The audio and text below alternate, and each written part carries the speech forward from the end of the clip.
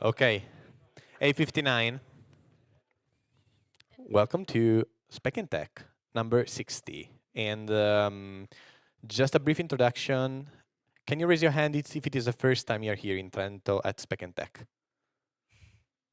Okay, some 15 people. Thank you for being here, including the speakers, of course. Okay, for those of you who are brand new, very short introduction. Speck&Tech is us. It's a community made of people who love tech, innovation, and everything that goes around it. As you can see, we started back in 2016 in this very place, and then we grew, we scaled a lot. We went up to hundreds of people. We filled up a number of spaces here in Trento, including Muse, with 300 plus people. And only last year, we had this very big event with the University of Trento, where we brought Andrew Tannenbaum and 350 plus, and they could be even more. Stay tuned. Next April, we're gonna do it again. We don't tell you much apart from the date. What's happening after the event? We're gonna have a networking session with peers and nice people and Speak, and everything goes around it. And as you can see, people here in the crowd get to talk to each other. So if you're shy, don't worry. There's always a nice person around to talk to, and just raise your hand. If you're brand new and you wanna get introduced to someone, just come and ping us, and we will get entertained. Tonight, Speck&Tech number 60. On the 1st of March, in 1 month, is going to be our 8th birthday. So it's getting quite long. And it's titled Stories in Pixels. And our first speaker of the night is Alessandro Zotta.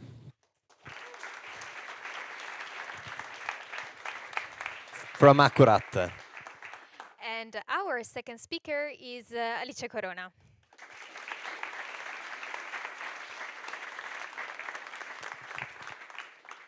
Everything about our event, including slides and all details on the previous, current, and future events, are available on our website. And here you can support us. If you have a company, you can maybe think about sponsoring us. And obviously, as I was mentioning, you can find all the details about the previous events. But also, you want? No, I was saying, it looks weird, but everything that you pay to Speck&Tech gets invested in more Speck and more beer. So the mathematics is quite easy. More money means more Speck and more beers. Easy. But also, beyond this, we are also sometimes serious because we help you finding a job if you want. On our website, we have some job posting, and if you are thinking about this, just give it a look. For something also not that much serious, you can follow us on all our social media channels, and you can review all the events on our YouTube page.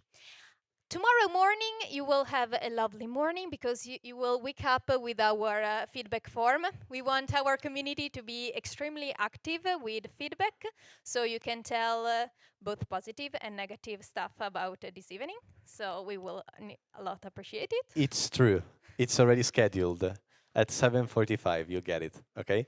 It takes 2 minutes, and you tell us, you're shit, you're good.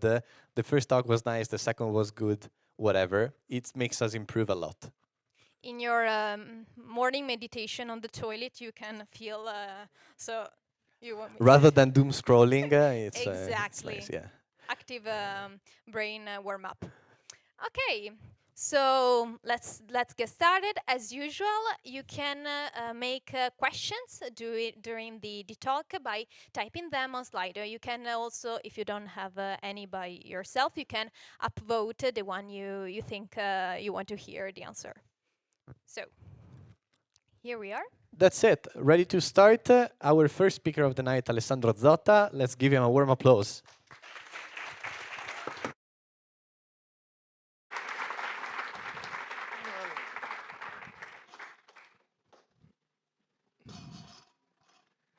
Questo non lo so. Sì, sì, era così. No, no, era quello di prima. Ok. As long as you can see it.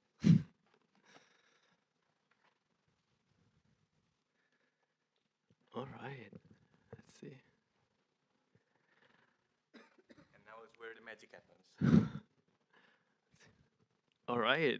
All right. Buonasera. Hello. Hello, everyone. I'm so excited to be here. And thank you, Francisco and Speck&Tech and Alicia and everyone here for taking the time today to talk about information design together. And it's so nice to see so many of you in person, actually, after so many um, presentations through the screens. So, all right, my name is Alessandro Zotta, and I'm an information designer. I work as head of data visualization at Accurate, and I'm a lecturer for the data-driven design course at NABA. Today, I'm going to take you on a journey about data sense making, and I'll be more than happy to discuss about everything we talk about today at the end of the talk. So take notes and hop on Slido if you have questions for later. So first of all, I'm going to introduce myself. I like to start my talks showing this photo of me. Um, it's it's helpful for me for showing you how I always had a lot of curiosity about the things around me, how the world works, and it excites me to learn how things work in general. And look how badly I wanted to jump on that train to explore the world from aboard. And today, particularly, I will use this photo to also talk about theme parks and how I couldn't wait another second in line back then, but how that didn't change at all after almost 30 years. I promise this will make sense later, but for now, let's put a pin on it and fast forward to the moment that I stumbled into the world of database. So it was in 2014 when I visited an exhibition called Maps of Knowledge, Visual Data at the Triennale Design Museum in Milan. And that moment really opened my eyes because it was I think the first time that I encountered in a more conscious way was what data visualization was. And the collection of works that was exhibited was from various sources of data journalism, but in particular the cultural supplement of of Corriere della Sera, which is called La Lettura.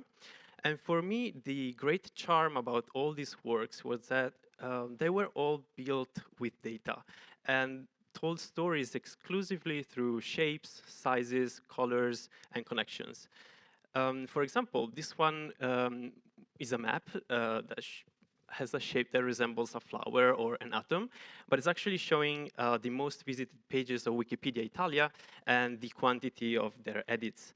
And this was just one of the many works that was exhibited, and they were all different from each other.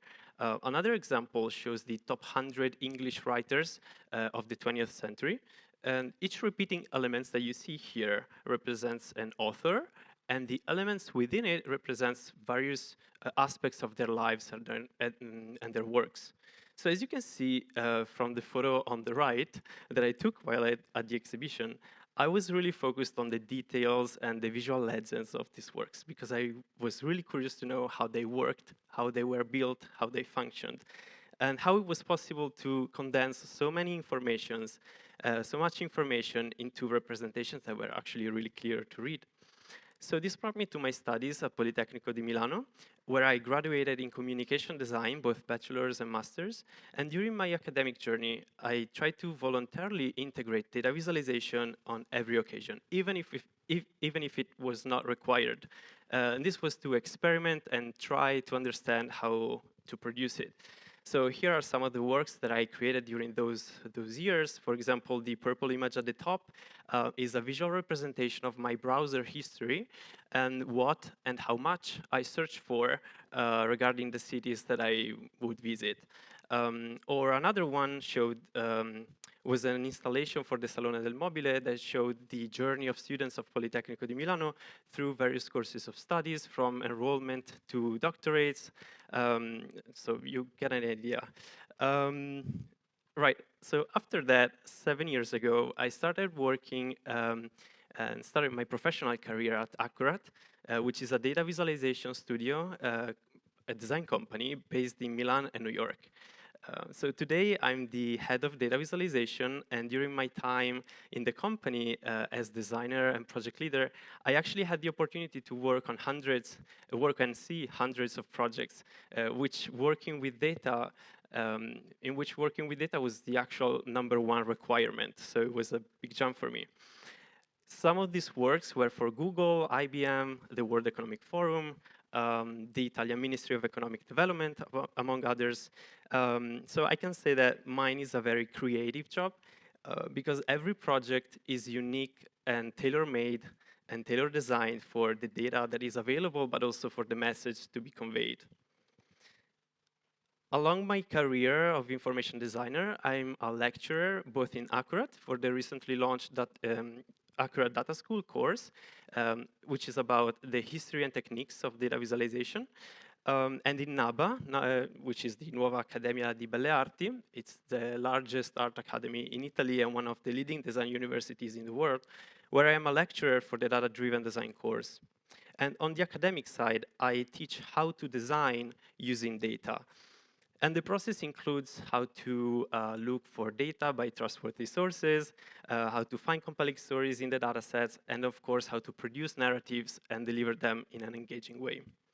So these are some pictures from those and other experiences in teaching, such as an interesting workshop that I had the opportunity to work with about Antarctica at the London School of Architecture. So, right, this is me. And starting from this, I like to dive a little bit more into what it means to work as an information designer. I look at data as my raw material, just like a carpenter probably looks at wood, or typography, photographs, and colors are for other designers. So in other words, my job is an act of translation from the original form of data into visual representations that are hopefully intuitive, clear, accurate, and effective, and hopefully beautiful too. I will show you some examples along this journey together. But why is it that I love it so much to work with data? Well, to me, it feels like solving a puzzle combined with unfolding a story. And I'll try to explain it a little bit. So I've always enjoyed solving puzzles, probably you too, confronting a challenge to put all the pieces together to make a picture that makes sense. But also in a broader way, solving enigmas to reach the solution, to find meaningful connections between entities, and overall to understand the meaning of all the parts involved in a system. So in other words, it's the process of sense making. And sense making, it's the process of, organizing information to serve a task. For example, decision making or problem solving. And it is initiated when there is an awareness of the lack of understanding of something, of an event, of a phenomena. And we do that using data as our raw material to build a better understanding of the events and phenomena that surround us. So unfolding a story for me is like going on an adventure for how pleasing and enjoyable or difficult and intense it may be, to discover facts and insights, but possibly also shed a light on important matters. So these are all things that I can enjoy by myself, of course. But to me, what makes data visualization such a powerful tool is its ability to decode reality and tell stories to others. In fact, starting from raw data and aware of the lack of understanding of events, the value of information design is to create opportunities for others to access information. And this represents my North Star every day in what I do. And I think it should represent the North Star for every time we create a data visualization. And to complete this framework, it is a shared process of sense-making that involves two main actors. Information designers, like myself, work to make sense of data to tell a story. On the other hand, the readers access the data through the visualization to make the meaningful connections. All right.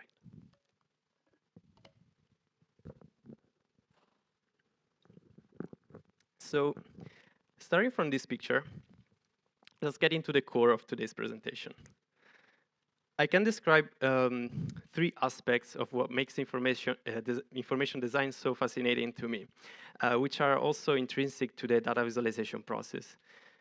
They help me describe the reasons why I do what I do, and they are to feed my curiosity, to learn something, and to share knowledge. Now, I will share with you a selection of projects to show you some examples, and to talk about each one of these three. And you will see how these three concepts actually can apply to very different topics. And again, if you have any questions so far or during the next part, make sure to send them to Slido so I can get back to you in the Q&A section. All right, so the first project that I'm going to talk about is a personal experiment about theme parks that stemmed directly from my curiosity. So last April, I went on a fun trip to the Universal Amusement Parks in Orlando, Florida. And just to give you a bit of context to follow the next part, there are 2 parks connected by a train, none other than the Hogwarts Express. And we had only 2 days to visit this huge park. So it was really important to optimize the choice and order of attractions. In more detail, what do I mean by optimizing my time there? Well, specifically, I wanted to make sure that we went to the right attractions at the right time to avoid super long lines, which are pretty common in these parks. So that was my initial question, and how could I better provide an answer than with data? So I started looking for data. Well, actually, even before looking for data, I had to understand what information I should look for. So I had 3 main questions I wanted to investigate. Which rides have the longest line? What time of day is best for each ride?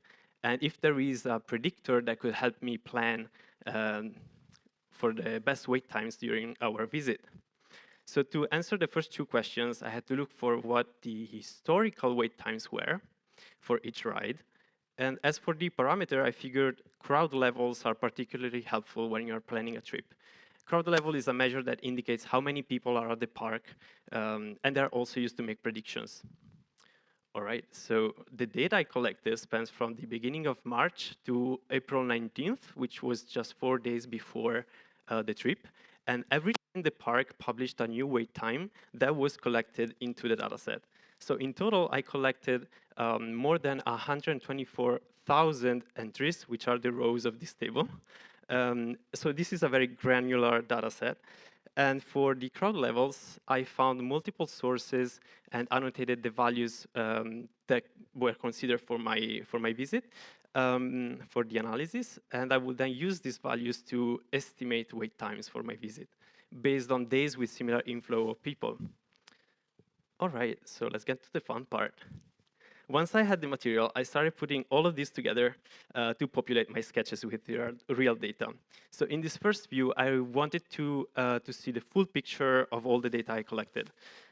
Every row that you see on the right is a timeline for 1 day, and wait time for an attraction is shown both through color and height of the blocks along the daily timeline. So this could help me scan the list quickly. And crowd levels is shown in shades of blue in this column on the left from 2 sources. That's why there are 2 boxes.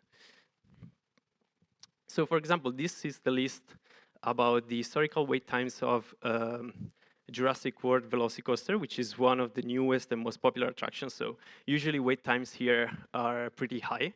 And as you can see, as the crowd level increases with darker blues at the bottom, wait time increased as well with dark purple on the timeline.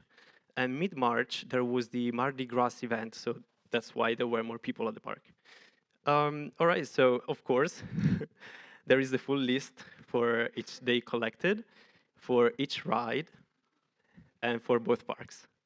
And as you can see from the overall picture, I know it's pretty tiny, but I'll zoom in a little bit.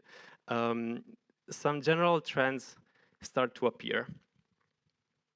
For example, the Mardi Gras event had the same effect on every ride, given the darker colors across all rides in the same days. Or Easter weekend, together with spring break, also brought many more people to the park. And you can see this, I think it shows, right, from the projection, with darker colors across the table. You can also see patterns that are attraction specific. For example, water rides are busier in the central hours of the day, obviously, because it's warmer. So this is also a good hint on when to avoid them.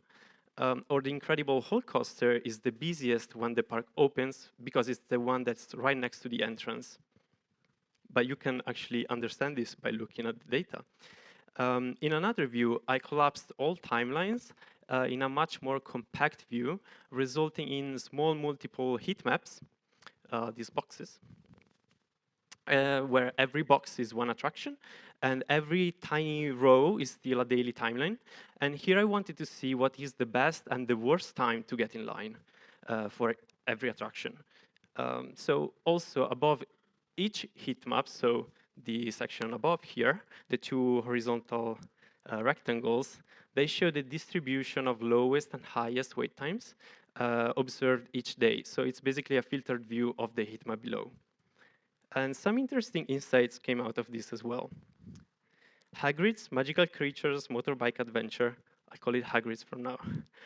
It's the most popular attraction, and wait times here go never under 1 hour, but they can go up to 5 hours.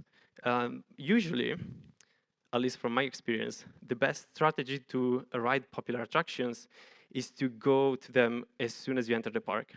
But from this view, it's actually clear that the opposite is true for Hagrid's. In fact, the dark purple that you see here indicates that the opening of the park is the worst time to get in line for that one, because literally everyone goes there. And moreover, specifically for this one, the park opens at 9 a.m. for the general public, but if you have early access, you can go in the park at 8, so no matter how fast you run at 9, the line could be already 3 hours long.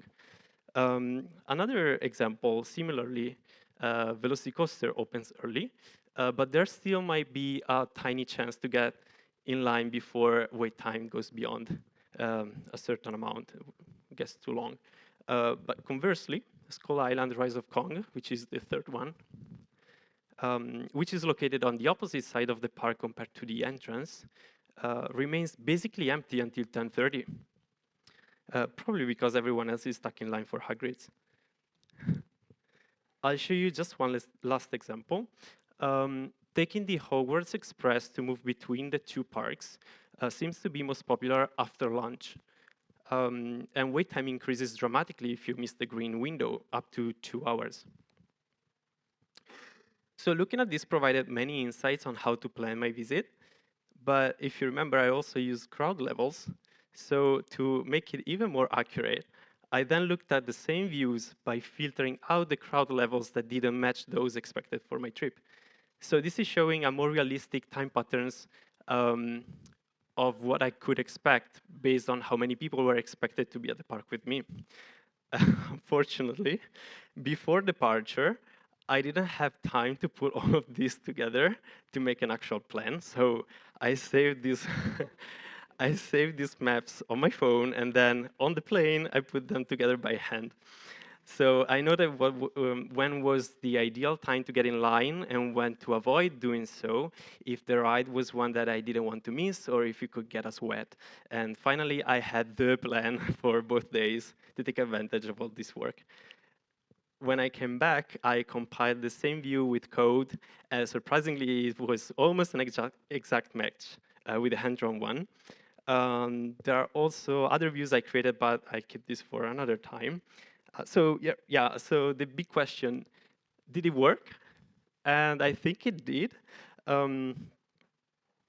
So this is the last view that I'll show you for this project. And needless to say, you can imagine, while at the park, I, of course, measured the time that I spent in each line.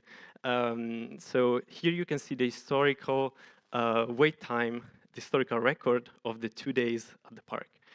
I'll show you some examples from day one. So as we entered the park, we rushed through to get to Velocicoaster, and we were able to get in line right before wait time started to increase beyond 45 minutes. Knowing that everyone else was in line for Hagrid's, we moved to the King Kong attraction that was literally empty. It took longer to actually go through the queue than to wait the time that was exposed outside. And the water ride was also a good idea early in the morning. And hopping on the Hogwarts Express before lunch also worked well. And for the rest of the day, we just kept hitting the rides at the right time. And for example, look at Revenge of the Mummy. It's actually my personal favorite. And in total, we were able to ride 30 attraction, 30. For reference, 13 years ago, when I was there, I was only able to ride 4 attractions because of how long the lines were. So going back to this photo, I think that little Ale would be proud of himself. And I'm looking forward to receiving your request for holiday planning. All right, so to recap, obviously this project started from my own curiosity. I asked myself if I could plan a data-driven visit to a theme park. But the underlying process is to have questions and look for data to answer them, which applies to all the client works that we do in the studio, and it's what my students at NABA are learning to do. So that was feed curiosity.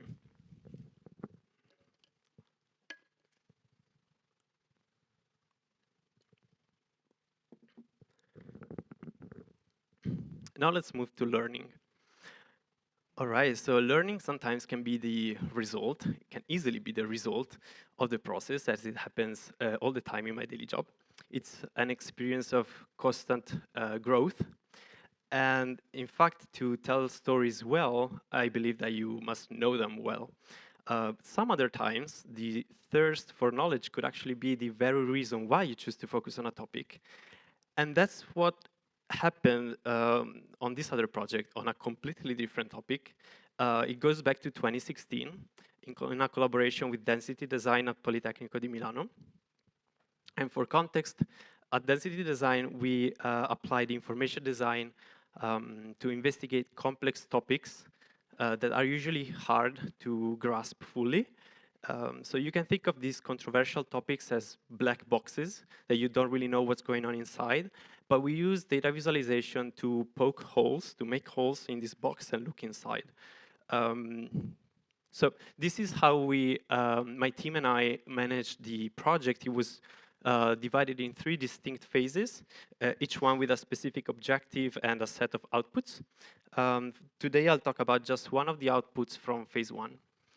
And for starters, each team was asked to pick a topic to investigate from the societal challenges identified by the European Union, and given the current events at that time and conscious of the learning potential that we would face during the process, we felt really compelled to learn more about radicalization.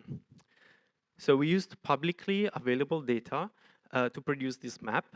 It shows the journey of foreign fighters who are individuals who joined an armed conflict abroad from their country of origin to the territory of the conflict, and those of them who came back. So each square represents a country from which at least one fighter left to join the conflict, and they are positioned horizontally according to the geographical distance from the destination, and vertically according to the total population of the country. The thickness of the flows represents the amount of fighters who left the country, and the yellow flow represents how many of them came back and where. Of course, the map has a visual legend that explains to the reader how all the information is laid out and allows to explore the map and learn about the topic. I would like to take the chance here to share also one of the challenges that we faced in creating this piece, linked to the delicate message behind it. We had to make specific design decisions, not for style per se, but because we wanted to avoid any misreading or suggesting observations for the reader. For example, the largest flow started from Tunisia, and the intensity of the red color highlights the ratio between the number of fighters who left the country and the Muslim population of the country.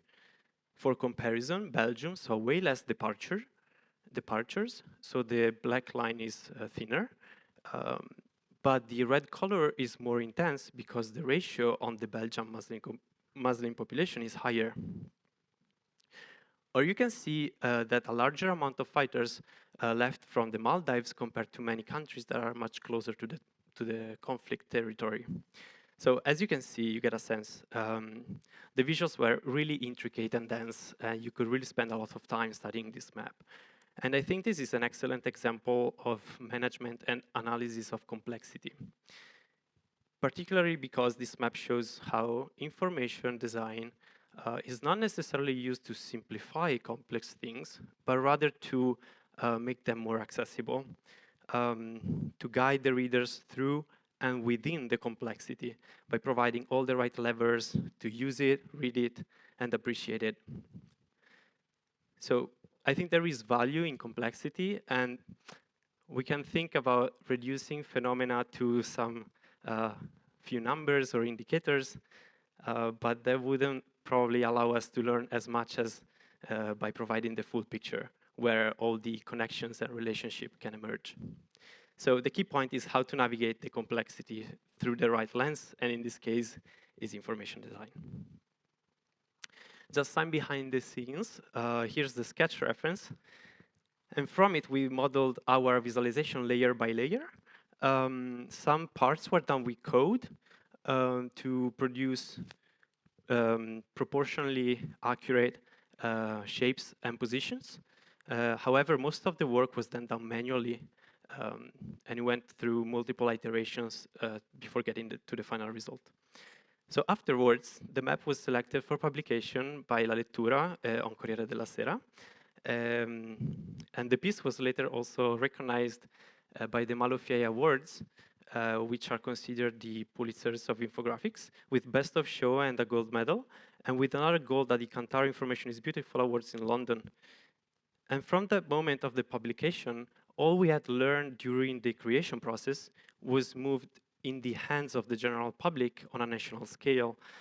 So everyone had access to the same information. And I think that as well as it allowed me to learn more about this topic and the recent events, I'm sure it helped others learn as well. And that was learn something. All right, so now let's talk about one of my favorite aspects of information design, which is sharing knowledge. All the knowledge that you accumulate by working with data and on a topic basically can be made accessible to others. Mentioned this a few times already. In fact, working with data is not a job that we do for ourselves. As information designers, we always need to remember who we are designing for. And there can be different types of audiences. And in this last section, I'm going to show you 3 different examples. There are many ways to talk about important social topics. In the last section, we just saw an example. Now I would like to show you the work that I've been carrying out in collaboration with Pentagram, which is the world's largest design consultancy, for the Bill and Melinda Gates Foundation, specifically on their Goalkeepers report for the past 2 years. The Goalkeeper reports shows the global progress towards the Sustainable Development Goals that were established by the United Nations in 2015. And the data offers a global view on measurable objectives for addressing the world's most pressing issues and challenges, such as poverty, gender equality, education, food security, and so on. So together with Bill's and Melinda's essays, which are supported by data and charts, the digital report also includes a data-heavy interactive section where everyone can explore in detail the 18 indicators that they monitor in great detail. So while the target audience of goalkeepers are journalists and influencers, like the First Lady, the website is actually open to the general public, so it must be easy to read and offer insights quickly and efficiently. I think the biggest challenge for this project was setting a standard of design that was mobile first. So this means that everything that we designed needed to work, everything needed to be designed actually for a small touchscreen display. And only when that design was approved, we could go on and adapt to larger screens such as tablets and desktop. And there is an important reason behind this choice, which is that most of the traffic to the Goalkeeper website came from mobile devices and from regions of the world where there is no high-speed internet. So this makes it very important to know your audience before making design decisions. So all the labels, the interactions, and the filters on the charts could work and could be accessible for who's going to use them. And these interactives helped increase the engagement on the goalkeeper side by 50% compared to previous editions. All right, so for a different type of audience, not only it's possible to experiment with detailed and custom combination of visuals, but it can actually be encouraged. And when I had the wonderful opportunity to work with Scientific American to produce a spread on the global market of seafood, I knew that their audience was informed and actually very familiar with data visualization, because Scientific American over the years had continuously published this kind of works. So let's get into it. The central part of the map shows the global flow of seafood from production to distribution to consumption. And there are a couple of details that I can mention. It's possible to see how much different regions rely on seafood, and specifically in red, how many million metric tons of seafood they produce by aquaculture or capture, and in blue, how much seafood they consume. For example, I think you can see it here. North America captures almost as much seafood as it imports and uses most of it, while only a tiny part is exported. Here you have a zoomed version for that one. On the contrary, Northern Europe captures more and imports less, but actually consumes less than a third of all the seafood that it has and exports most of it. So it's interesting to actually see this from the plotted data. Another detail that we can focus on is this other column on the right, which is about the fish protein consumption by country. And as mentioned, Scientific American encourages experimentation in this type of works to engage with the readers. So in this case, a sardine-shaped bar chart was the right compromise to let the readers feel the mood of the story, but also actually read the data. And this dynamic layout also provides interesting comparisons to be made. So for example, look at the difference in consumption from African countries, here represented with a school of tiny fish, compared to the humongous specimens of the Pacific Islands of Oceania. Here are some behind-the-scenes sketches. As you can see, every project starts from pen and paper, and some details from the final piece. And I think this is another good example of how data visualization really can deliver a complex system in an easy, catchy, and perhaps even fun way. All right, so I know we are almost at time. That is the last project I will talk about, and it's about it's for sharing another reason to share knowledge, which is when you need people to start caring about important topics, and last but not least, to drive important decisions. So I was asked to participate in a research project about Antarctica by Giulia Foscari, who is a researcher and architect, founder of the Una Architecture Studio and of the non-profit agency Unless.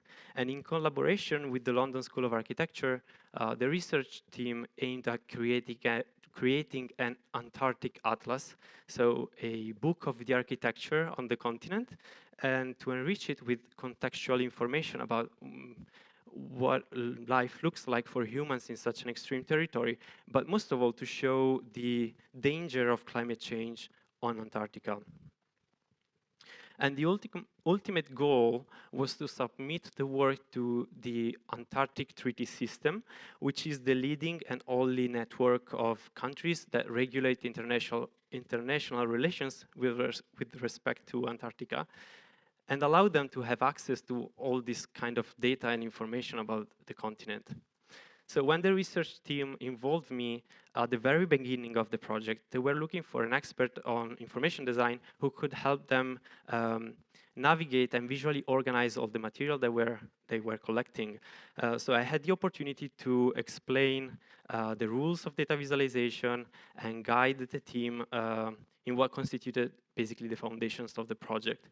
And it's also nice because in that phase of the collaboration, we also had the opportunity, the amazing opportunity to talk about so many different aspects of Antarctica with many experts. For example, the discovery, first-hand experiences of living in scientific stations, the history of its governance, and more. So this has been such a great experience, not only because I could learn so much stuff about Antarctica, but because I could see how excited the research team was to actually see the material and the information that we're studying. So these are some of the outputs from that initial kickoff experience, which are of course drafts and needed refinement, but still they were a good basis to start from. So later, Giulia Foscari and her team continued the work and created this massive publication titled Antarctic Resolution, which is filled with data visualization. But they also achieved their initial ambitious goal.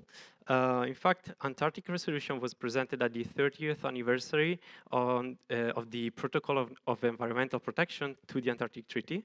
And now the 56 state parties can access all the knowledge collected in the publication. And to conclude specifically on the shareability aspect, information design provided the foundations for both discussions among worldwide governments and institutions on the topic of Antarctica, but also it can make this wonderful, extreme, and most of all, fragile land accessible for everyone through a book that you can buy in a bookshop. Moreover, and this is the last bit, just a few months ago, the entire body of work was published online on its own open access platform. So it's now shared with everyone on the internet on a dedicated portal. How great is that? All right, so these last three projects show different ways of sharing knowledge, but they all have in common one thing, which is, I think, the core of information design, and that is to create opportunities for others to access information. To conclude, this was my personal interpretation of what working as an information designer is like today for me. We are surrounded by a huge and increasing amount of data, and trying to understand how to interact with them and navigate this complexity can be difficult and overwhelming. But I think information design allows us to access the stories contained in data and do so in a structured way. So I hope I made you curious about looking at the world through the lens of information design to help us intercept and read meaning. In other words, I hope I made you more curious about data sense making. Thank you so much for all your kind attention, and I'm happy to discuss with you if you ever answer questions or notes. Yeah, thank you.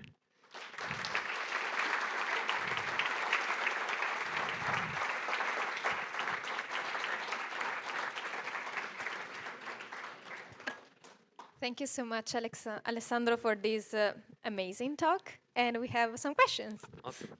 Okay, first, which tools, programs do you use regularly to create visuals? Great question. Is it on? Yeah. All right, so it depends, of course. As you have seen, there are works that are for print, works that are interactive. It really depends. For sure, as mentioned, we start from pen and paper to sketch the idea. From there, when you have the data, you can use tools that allow you to produce proportionally or mathematically accurate, let's say, drafts. So I usually go on raw graphs. Raw graphs dot, I think it's dot up. I'm not sure. I need to check.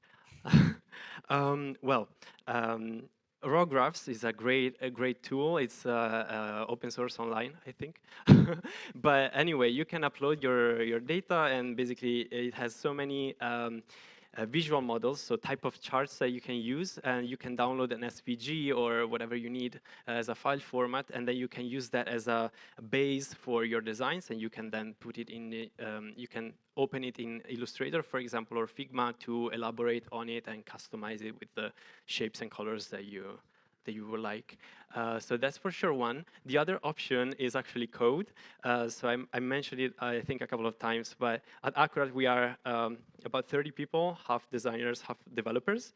And so most of the works that we do start from the design and then move to the development team, and they are amazing at reproducing and actually making it real. Yeah, with the right data and reflect, basically. Just as to answer the question about the tools for development, we usually rely on the D3 JavaScript library, if you're familiar with it, or you can check it out, D3.js. Yeah, so I think that's the answer.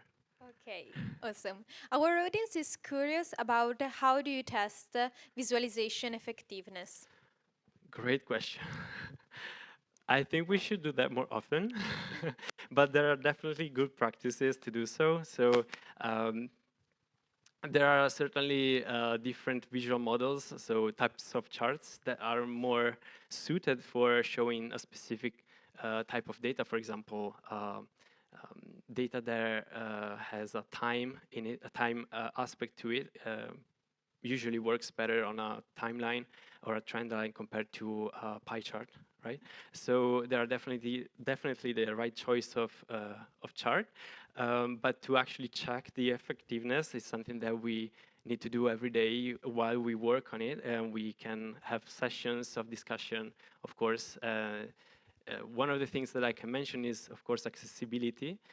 So making sure that all the labels are readable, the contrast with the colors and saturations, and the position of the label is contextual to what they are referring to. And of course, never forget the visual legend if your chart is complex. Okay, perfect. Last question. Then, if you have something else to ask Alessandro, you can ask during the network session. So, if we hypothetically want to try to do some experiment with this, which are interesting source of open data that you use or you would suggest? Open data. There are many portals now, starting from our world in data. That is really good for especially social economics kind of data. Some cities offer open data. I know that Milan is offering them, Barcelona, New York. I'm not sure how many others, but it's something that is growing. I'm pretty sure many cities do that now. So open data, yeah, it's something that you can find a lot more now compared to previous years. But another source could be a newsletter. It's called, it's a collection of, I think it's a weekly updated collection of open data. Data is plural. Yes, that's it. Data is plural. Thank you. Okay, thank you so much, Alessandro. Thank you, everyone.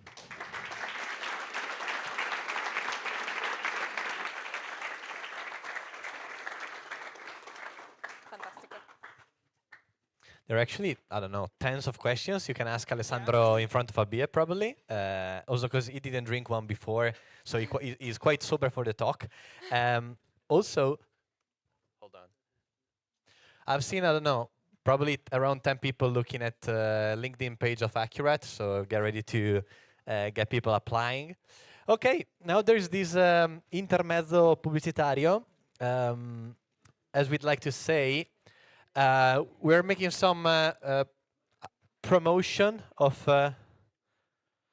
nice. Yeah, it's turned off, of course. We're making some promotion of our events.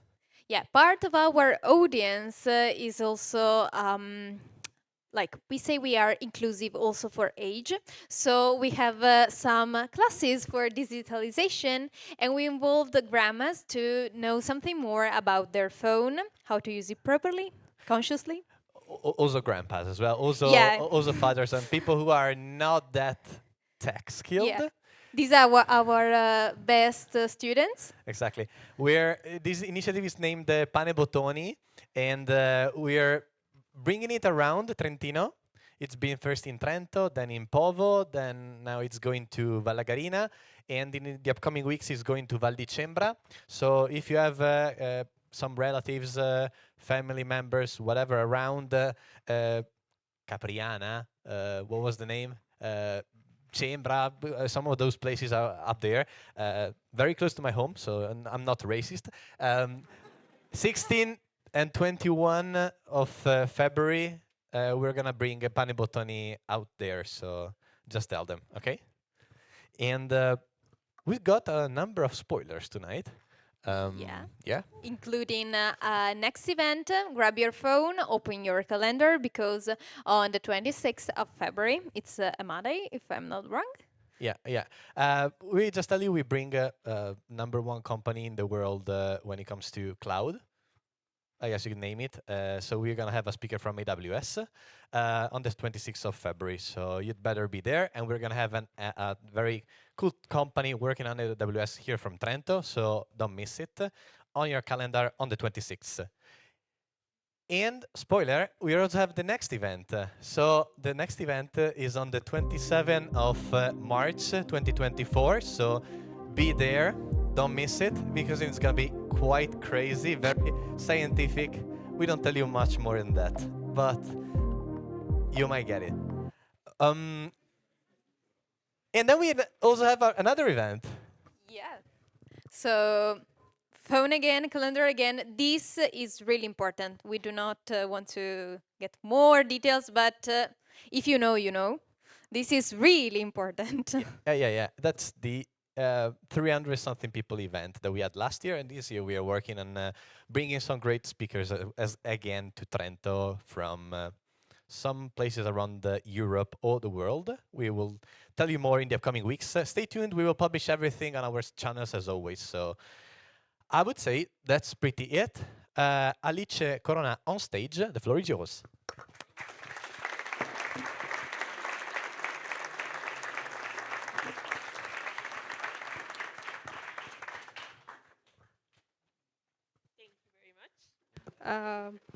Okay.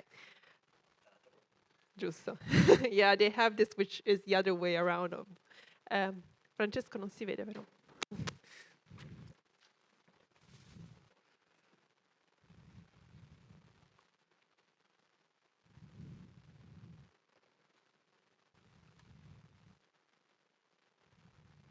Perfect. So yeah, thank you, everyone. As anticipated, I'm going to be talking about data activism and what it means to be a data activist. I'm Alicia Corona. I am a data journalist in a design studio in Bolzano, but I don't live in Bolzano, unfortunately. I live in Parma. And I'm also a data activist involved both with Inside Airbnb, because I'm in the advisory board of the project, and with Ocho Venezia, which you probably never have heard of, which is totally fine, but I will tell you more about it. So I'm here to talk about data activism. What is data activism? It's made up of data and activists.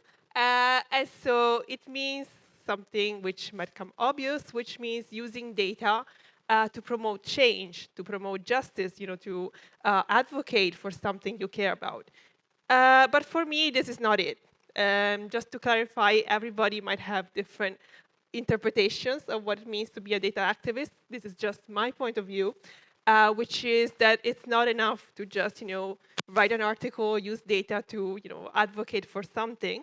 There are two more very important aspects that to me are fundamental when you're doing data activism.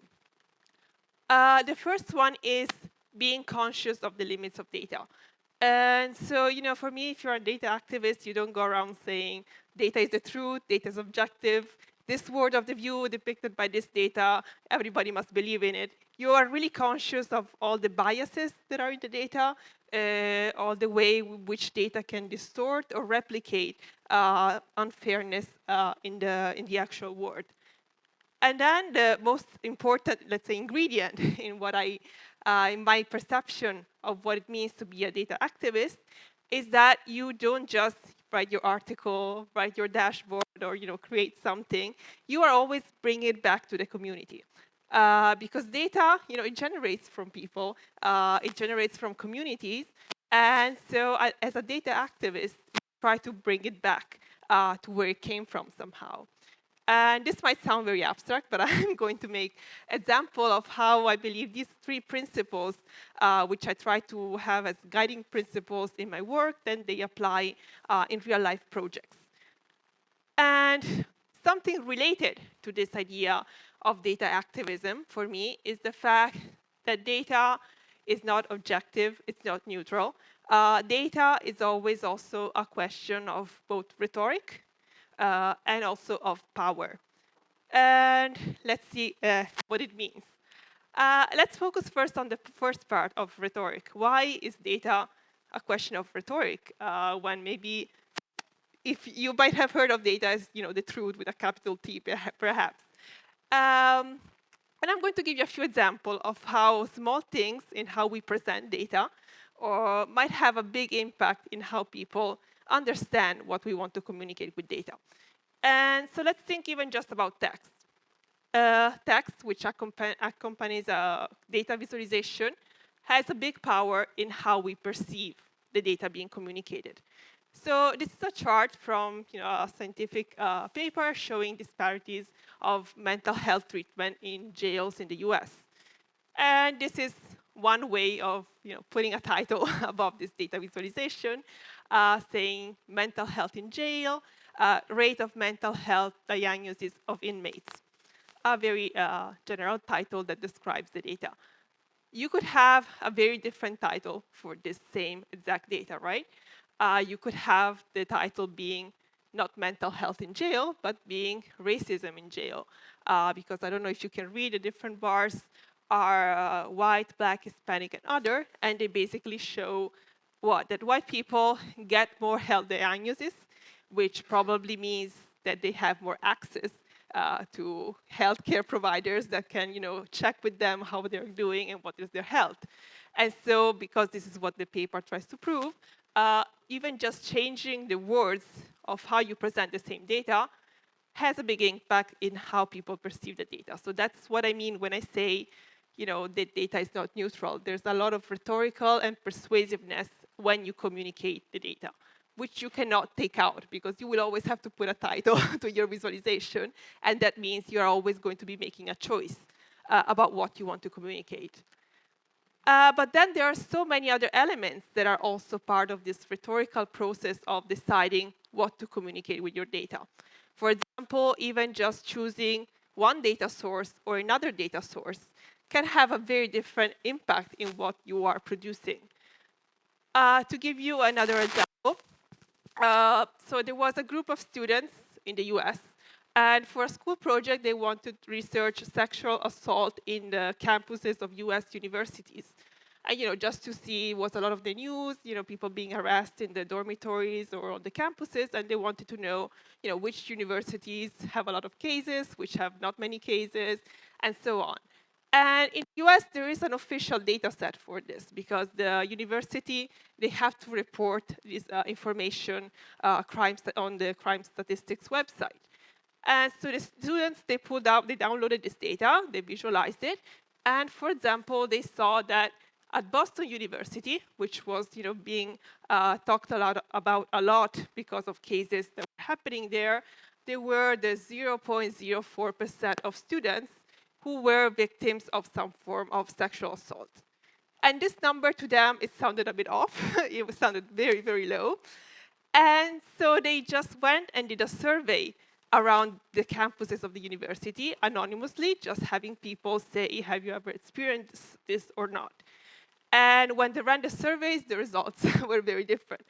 So of the anonymous survey, the number of people who replied that they had received some form of sexual assault in their life on the campus were 18%. So what is the truth? I don't know. Nobody knows, right? It's just two different data sources telling a very different story about the same phenomenon.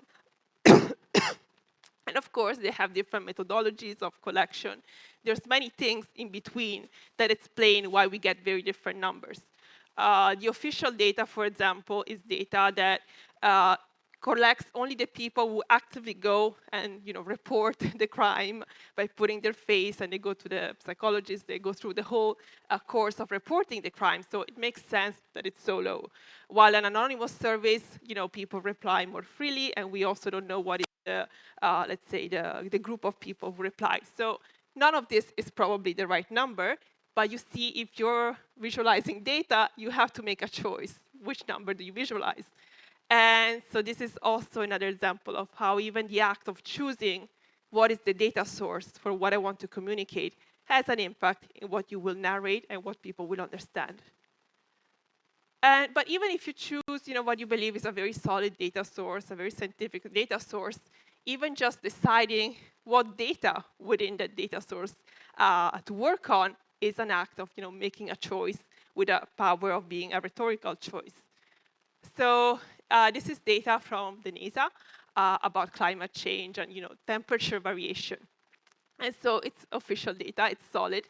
But if I was going to show the change of temperature, and I just focus on the last 4 years, you see, you can use it to prove to convince people that there's no climate change, because you're making a rhetorical choice, which is also scientifically wrong, of course, but of just focusing on a certain part of the data.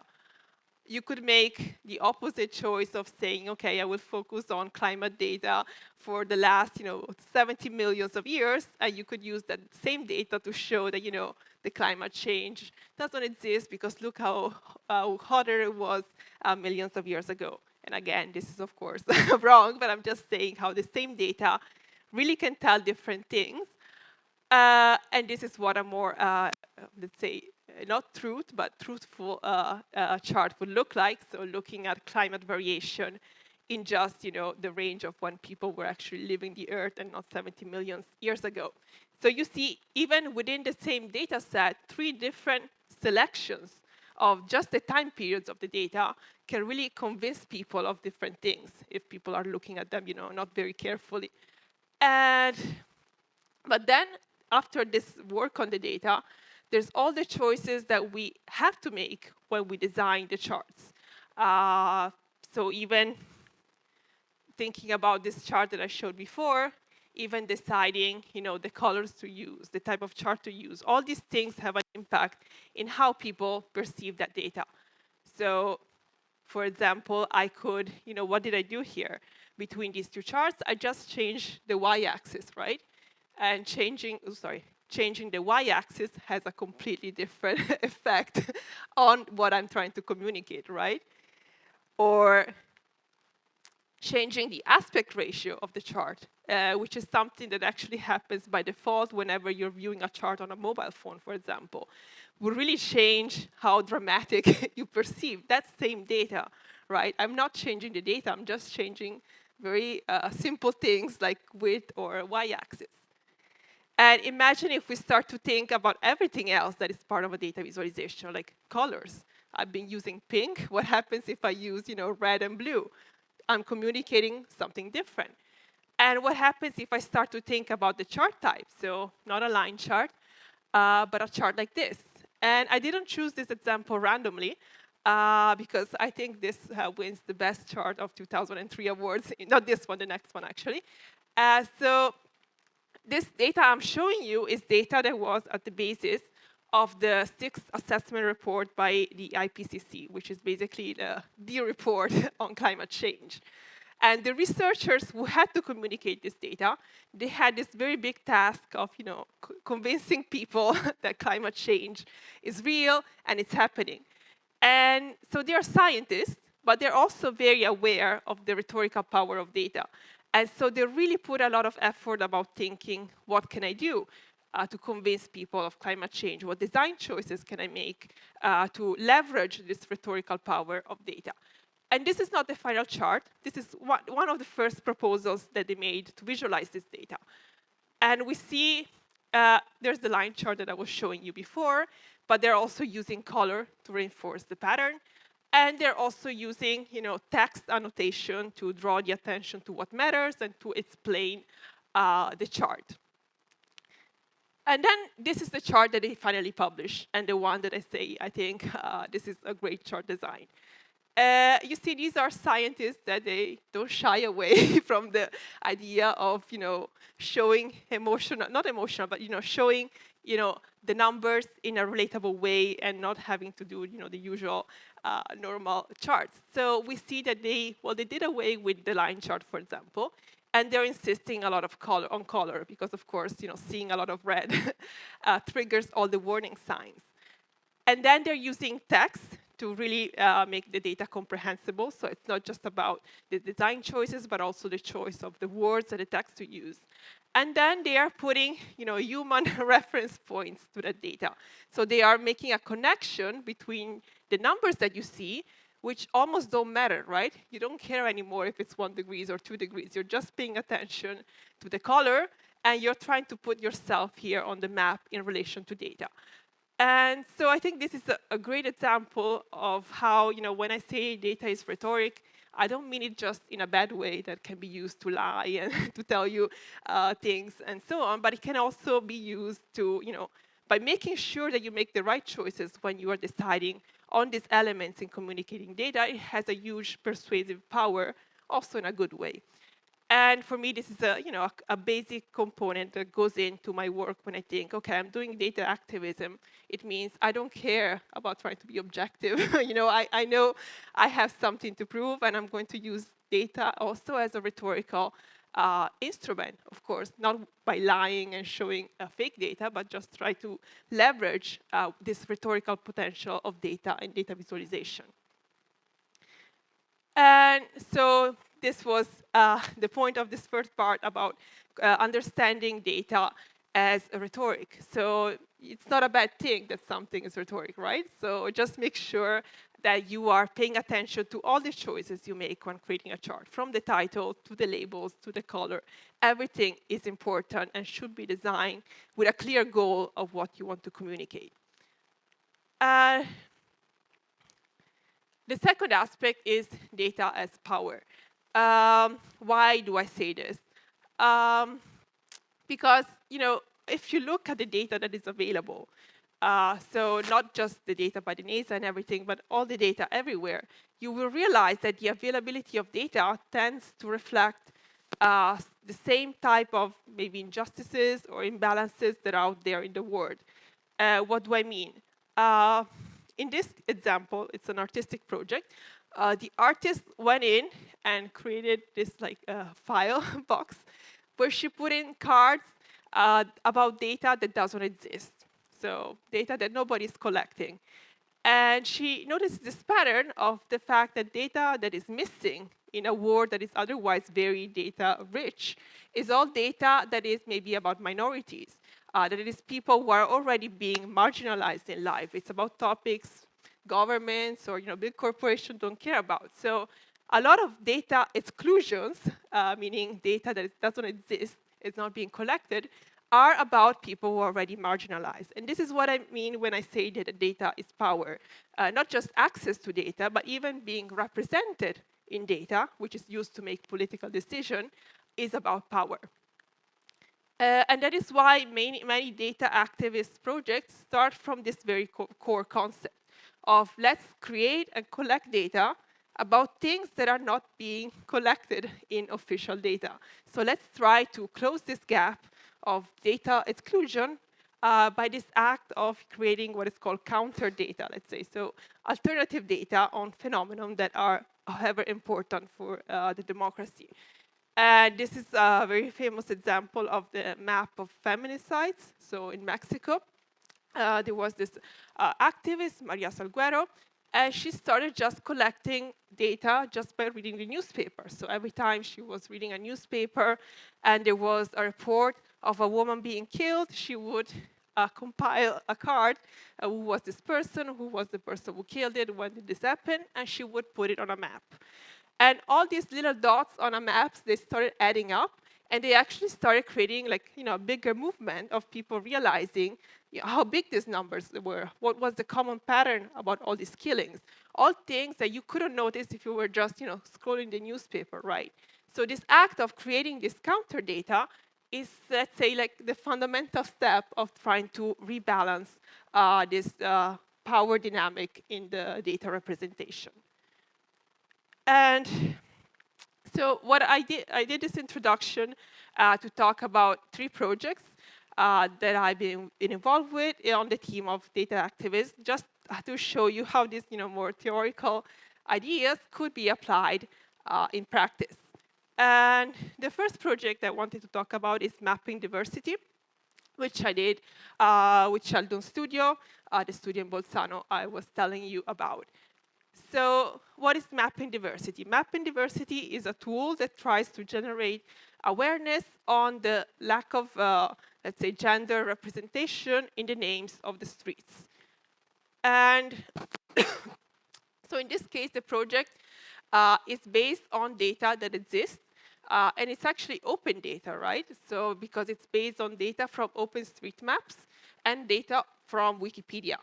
So we are talking about a data activism project, which is not creating new data, but it's making existing data, which is also freely available, but it's making it, spreading it to a wider audience who couldn't access it because of the technical barriers behind, downloading OpenStreetMap data or reconciling it with Wikidata. So the project looks at major cities around Europe, and it shows what percentage of the streets of those cities is dedicated either to men or to women. And of course, most of them are dedicated to men. And then it goes to tell, offer a way to explore who were the women that are being represented in the cities of Europe.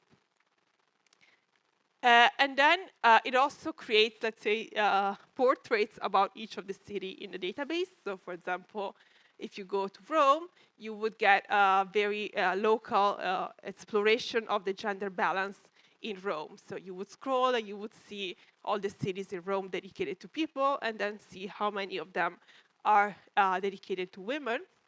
And then you can really zoom in to individual streets. So it's a way of really making that data, which is otherwise abstract on Wikipedia or OpenStreetMap, it's really a way of collocating it, of putting it on a map, like to somewhere that's very relevant to you, because you could look your city, you could look your neighborhood, so really have a connection with this data. And so we are planning on expanding on more cities. And also, another part of the project is to try to run workshops so that the new data that is added to this project just doesn't come from us who are scraping it or downloading it, but it's actually generated from the community who is maybe learning how to use Excel or how to use Google Sheets to enrich this data set. So it has this aspect of really being a crowdsourced almost data project. The second project is inside Airbnb. And in this case, it's very different because it doesn't start from existing data, but quite the opposite. It's a project that goes to, let's say, steal data from a corporation, a company, because it believes that that data is of democratic value for the society. And so it believes that getting this data is important and should be done. And the project is by Murray Cox. He's an Australian activist living in New York. And how it all started. It all started because when Airbnb landed in New York around 2007, it was putting up signs more or less like this, telling about how Airbnb was really empowering people, helping them pay the rent, helping small families who couldn't afford to live there to earn some extra cash to actually being able to live in New York. But then if you went to talk around the city, you would probably see signs like that. So signs of people who were not happy with the changes that Airbnb was bringing in their neighborhoods. They were maybe driving up rents. They were maybe living, all around them and destroying, the common areas of their building. And so there was really this double narrative where Airbnb was making advertising itself in one way, but then the locals and the neighborhoods, especially in more touristic city, were telling that things were different. But there was no data to try to see who was right and who was wrong. There was no data about how many Airbnbs were in the city. Like, no one knew. There was no data to really have a debate between these two views. And that's when inside Airbnb came into play. So it was 2016, so almost 10 years after Airbnb was launched, that Mary Cox started scraping this data from Airbnb. So scraping means essentially, I mean, you're a technical audience, so you probably know, but I always say it because I don't know if everybody knows it. So it basically means he was writing this program which was faking searching on Airbnb, and while he was doing this, he was collecting data about all the results that were coming up while he was doing the searches. It's more complicated than that. You have to have, all ways to make sure that Airbnb doesn't block you, but the core concept is this one. And so by doing this act of collecting this data from Airbnb, he was able to create these maps about many different cities of the world, showing exactly how many Airbnbs were in each city, where were they located, who were the people running these Airbnbs. Were they really like a local family, or were they people who had hundreds and hundreds of listings, maybe in different cities of the world even. So by just having this data, he had something that could actually start a debate between Airbnb, the citizen, but also local governments. And this is all the variables. I mean, you probably cannot read it, but just to give you an idea, this is all the variables that are being collected about each Airbnb listing. So he knows, how many reviews they receive, when they are available to be booked. Really like tons of metrics. Basically, everything that's on the page of an Airbnb listing is saved in these data sets. And as I said, he did this because he believed these were data of public value. And in fact, they were.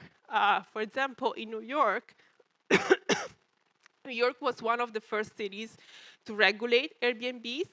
And the local law said that you couldn't rent an entire apartment. So you could rent your room on Airbnb, but you couldn't have an entire house on Airbnb.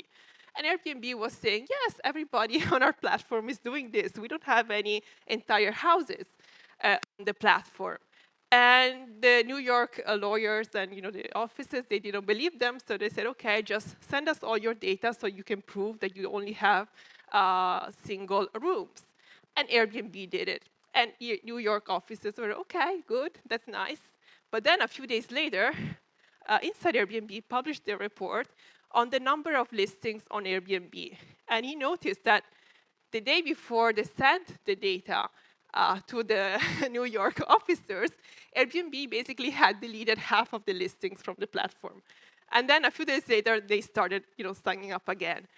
So if he wasn't collecting this data, and nobody knew he was collecting at that point, Airbnb would have really tricked the public officials that are meant to protect us from these companies.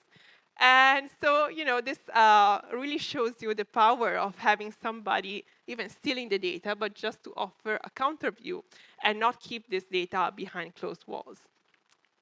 The data is also being used by cities who are trying to regulate Airbnb because they can run some scenarios. Like a common way to regulate Airbnb, for example, is saying that you can have an Airbnb rented only for like 60 days, 30 days, or 120 days. These are some common ways to regulate it. And with the data of inside Airbnb, you can actually check whether putting this limit might be effective. Because if you live in a neighborhood where many tourists go and you can have higher prices, perhaps even if you have a limit on 30 days a year, you're still making a lot more money than renting to locals. And so it's not really a policy that will work, right? So the data is not only used by activists, it's also used by cities and governments because they don't have the official data and they have to rely on data by inside Airbnb. The data is also being used in the US, especially to show racial disparities and how they are being increased by Airbnb and gentrification. So, for example, they looked at the data about the hosts, so the people who are putting the houses on Airbnb, and their race. And so the study that he carried out with some local NGOs showed that even in neighborhoods where maybe like 80% of the population was black, maybe, so like this one here, 90% of the population is black, but then the host of the people putting the listings on Airbnb, they are 80% white. So he was showing also this really how the tool was not really helping the same people, the locals. There were some these racial disparities that were being increased by the access of Airbnb. And I put this slide here because the data he was publishing was not only used by governments or in the courtrooms. People started really looking at this data and being shocked by these numbers. And it was common to see just protesters pulling up data during their protests against Airbnb and using that data from the platform, from the digital platform in the signs that they were carrying around. So I think this is literally an example of data returning to the streets and being used by the people who are impacted by this data. And so just a slide on some things that are being done now in these months on Inside Airbnb. So there's a big effort to become a not-for-profit. And I think this is important because many times, these data activist initiatives, they show people who care, about social values and democracy, and they often do it, unpaid. So this is a big aspect, which is also related to our society, how it works, right? All the jobs that have to do with care, taking care of children, housework, all these things that are about care, they're often unpaid. And this is something we see also in these examples. So he did all of these things, which had an impact on society, but it was still, a volunteer-run project. So this is a big milestone, trying to see how you make a data activism project become sustainable. Not that you make tons of money of it, but you still pay. It has huge costs in terms of just servers for the data, proxies for the scraping. And so this is a big question of how you become sustainable when you run these projects. And then there's also country data, so about entire countries and a few things coming up. And the last project is even very local, so it's about Venice. It's called Ocho Venezia. So Ocho is an activist collective of which I am part of. And we also work on the same topics of tourism and Airbnb using data. And we do it in Venice, which is very affected by over-tourism. And so we use data from either inside Airbnb or also official sources like the open data of the city about population and about hotels and this type of data. But we always try to, again, make it accessible to a wider public and use it, as I said before, rhetorically, being conscious of the rhetorical choices we make when we choose color and when we choose title, to try to assess the impact that tourism is having on residents in Venice. And so we create both more standard reports like the one you see here. We do more, let's say, data, but also qualitative projects like this one here, where we went to map single buildings in Venice, and we went to see who they belong to prove the point that Airbnb is not about small families making some extra money. And so these are all buildings that are part of banks, Banca Italia, entire buildings, or Generali, or even like international corporations, which are essentially buying buildings in Venice and opening Airbnbs, because in Venice there's a law that you cannot open a new hotel unless you have an approval, but you can open an Airbnb. So there's all these groups who are buying houses and opening hotels, even if in theory they shouldn't. And so we went to do this work, which involved really like going to photograph the single doorbells of the buildings, and then paying for some data views about company data to really try to map this network of people who are buying homes to turn them into hotels in Venice. And yeah, so we create these maps, and then we really always, as I said before, try to go back, to take this data back to the city. So other than having this big overview data, we always try to find very specific cases, like a street, a building. And then we organize events around this place to use data to communicate something additional, which maybe is hidden about that place. So you walk in this small square in Venice, and you don't know about all the beds for tourists that are in these houses, which I think is like 40 beds for tourists, and there's 2 residents living in these houses. So we use data to find these places, and then we really go there and we communicate this data, even with, again, pen and paper. It doesn't have to be fancy, but just to make sure that the population can see this invisible layer of data in the city that surrounds them. So we do these data walks. And for example, this is a nice one because this is actually a data visualization or a data physicalization. Because in this small street in Venice, there are, I think, like 50 beds on Airbnbs for tourists and 10 residents. And so we had people pick some pasta from a bag, and they were different shapes. And then we told them, OK, if you have this shape, you go on this side. If you have this shape, you go on the other side. And then once they were all lined up, we told them, OK, this number of people here represents the amount of Airbnb beds. And this part here of you represents the people living here. So we try to do all these sort of games and very like analogic ways of really showing the invisible data that is in our street. And they have been working very well because we have children, we have, again, grandmothers and grandfathers, all sorts of people coming to these events and discovering invisible things about their city through data. Yeah, we've also, now you cannot see very well, we also put some counters around the street showing like how many beds for tourists or how many residents, all these things that really bring the numbers around the city.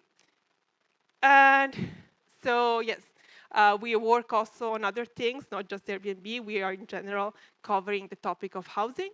And we are also organizing these walks and investigating corporate ownership. So these are just a few projects. And I put them there because in case you ever want to do any of these things, you're always welcome to get in touch.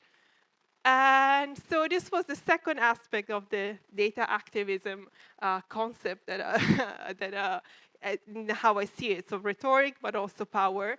And being conscious of these things means you decide, okay, so what should I do with data? It's not neutral. How do I want to use data, and how can I use it in a way that aligns with my worldview and what I want to achieve? So yeah, this was it. I put in the slides also some reference because I think they're also always useful of books that I find very inspiring. So you might find them as well in the slides when they will be shared. So thank you, and I'm happy to receive any questions you might have.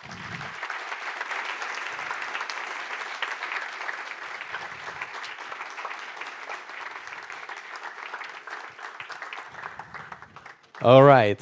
Thank you, Alicia, for the talk. You need to know this event should have happened on the end of 2021. Soon after we finished the first lockdown, we said, OK, Speck&Tech needs to come back at some point. And we got in touch with these 2 people who wanted to organize an event back then, and we didn't make it. So 2 years and something later, we are very glad to have you here. We got a couple of questions for you as well, and more are coming. So if you want, just upvote them, of course. First, and we go back to the topic of scraping probably. Is it legal to show statistics like the one about Airbnb, or there will be some problems with privacy? So it's public data, meaning the name of the host is not the actual name of the person. It's whatever username they've used. So in that sense, in terms of sensitive data, there is no sensitive data that's being shown. The thing of scraping, on the other hand, is very borderline, meaning there's in the US especially, there's been several court cases about scraping, not on Airbnb but on other platforms, because on one hand, you are taking content that is protected by copyright somehow. The descriptions of the listing, everything that's on Airbnb in theory is protected by copyright somehow. And so there is a lot of even legally debate about whether data can be protected by copyright, in terms of the actual information out there. So it is borderline. Mari never received complaints about this from Airbnb. Airbnb knows that they're doing it. Probably they would get a very bad reputation if they also went against him. So I think there's this equilibrium where he does it, and they know they cannot complain about it, and they change many things in the code. So he like spends, I think, every week he has a whole day try to fix the scraper and adjust it, but they haven't done anything legally yet. Okay, makes sense. Yeah. You go back to that earlier, and you said, how can data activism as a profession be incentivized? So it's not a profession, like so I don't know if it can be incentivized. Unfortunately, like even the project I told you about, like Sheldon Studio is my profession, but the project I told you about, they are all volunteer based, which again is sad, but it's also a reality. I mean, of course, I think there might be projects, they might get funding, they might get, you know, grants and things. I wouldn't know how they would be incentivized. I would say, on one hand, it should be the government doing it, you know, forcing Airbnb to give data, or, you know, using data to understand its impact on cities. So I don't know. Um, some people were saying that Airbnb is not the problem, that unregulated real estate are. Yeah. And for example, in Trento, there are all local people owning tens of or hundreds of apartments renting for students. What's your take on that? I remember you were also playing with data to see how many people were owning many apartments in Venice. What's your take on No, this? I mean, I agree. The problem is the regulation. It's not the activity per se. And together is also the narrative, meaning Airbnb has been pushing a lot of the narrative of, you know, renting your couch. And that is the problem, the fact that this is not how it is. You know, that wouldn't be the problem. Of course, the problem is, as I said, when it's a big company that's buying all the housing available and using it to, you know, rent it to tourists. It also depends a lot on the city. Like if you live in a small town which doesn't have many tourists, maybe Airbnb is less of a problem than if you live in a city like Venice, which is already very saturated. And it's already difficult to find housing, and you have a new level of competition raising the prices. So it depends a lot, but I agree, it's the regulation that's missing. And that's why also you moved out of Yeah. Venice, unfortunately. So, True. yeah, is there any data set about feminicide in Italy? Have you worked on any project with data on gender gap in Italy? So no, I haven't worked on the project with data on gender gap. But regarding the first question, so yes, I mean there's the official data by Istat, which collects data on feminicides, although it's very limited. And actually, I have a friend of mine, she's Donata Columbro. She wrote a whole piece on La Stampa precisely about the whole limitations of this data. And it comes down to what I said before also about sexual assault in campuses, right? There's many ways to measure a phenomenon, and each data source might have its own limitations. Got it. Final remark, no particular question, just wanted to drop appreciation on the Mapping Diversity project. Super cool and informative. Great. Thanks a lot for your talk, Alice. Thank you, Another and round thank of you, applause. everyone.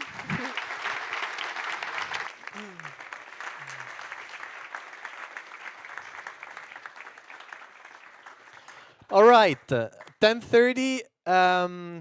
Just a couple of things before wrapping up. Where's the pointer, Alice? Thank you.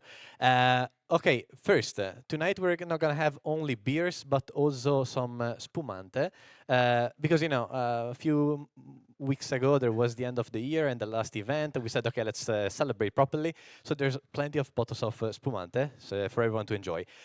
This was the first point. Spoiler time. As you see, Yeah. Julia and I are wearing two great T-shirts. And you know where I'm heading to. A bunch of you have been asking when is the next Speck&Tech T-shirt for 2024 coming, and it's coming very soon. Yes, our table won't be empty anymore for the next weeks, and so show some excitement for this new design. Okay, this will be. It's something really particular because it's completely different from everything you've seen before. Even though this was very good material, fair trade, etc., this is fucking 50 merino. So it's stuff you can get to go in the mountains and sweat like a pig, and it won't stink. It won't fucking stink. This is like extreme material, and it's perfect for people liking spec and track tracks. As you can see the mountains that surround Trento, our beautiful Paganella in Forever Mahot, and Bondone, and a constellation of stars resembling some AG technology from our 90s and early 2000s. We love the nostalgic vibe. Yeah, yeah, the very retro. Since we like forms, we'll be putting up an expression of interest. So it's not really like a pre-sale because we cannot get your money earlier. So we're gonna send out a form. If you're planning to get the T-shirt, just shoot it there. Because we will see how many of you tell us, I'd like to get that T-shirt, and based on that, we decide if buying 150, 200, 250, etc. Because basically, we run out of money by getting these T-shirts. So all the money that Speck&Tech has saved will send us bankrupt by buying these T-shirts. So we need to be sure about the number of T-shirts we print. And we will send it out in our channels in the next few days. So tell us. This T-shirt is based on our friends from Campagnolo. And as you can see, it's so high quality that this is the fucking actual price on their website. But since we are Speck&Tech and we are good at making great deals, we're getting it for $29.95. Okay?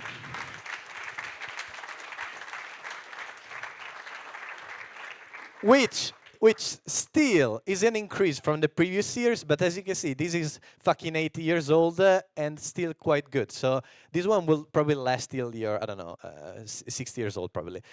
So be sure you get it, and or you pre-book it, or you'll be here in the upcoming events to get it. Wrapping up the night. Give me 2 minutes and then we close. As you can see, we have no T-shirts. They're gonna be there probably next event or the following one because they're getting printed now. That's the reason why we're asking again for your support because we cannot sell you anything, so we will probably sell you fresh air at this point. As you remember, this is our current state of affairs, which means that we are losing money every Speck&Tech event we organize. Actually, if you only look at the donation, we suck big, and we are making it's a bagno di sangue, our bank account at the moment. So this is warmly suggested. If you wanna just pay back for the night, the beers, the food, and the presence of being here, and you enjoy the night, €1 is kindly accepted. €2 is for paying back your beer and the food. €5 to pay back for a friend as well, because they won't pay all of them. So you can just get there to the table and leave a donation, and this really helps us because all this place will be inundated with food and drinks in a few minutes. Okay? You can donate with anything. You have no excuse, even your smartwatch or your phone, everything works. Kidneys. Yeah. That's it for the night. As we said, a bunch of food and drinks are entering the room in a few seconds, so we will ask your help to stack the T-shirts. The chairs. Please don't take the bottles with you because it's a water rendere, and we can get €4 back with those bottles. Okay. This is our REST API documentation for stacking the chairs. So based on your chairs, please just get them, and we stack them here or at the entrance, and we pull up the room, and we're ready to enjoy the night. Thanks for being here. We see each other on the 26th of February.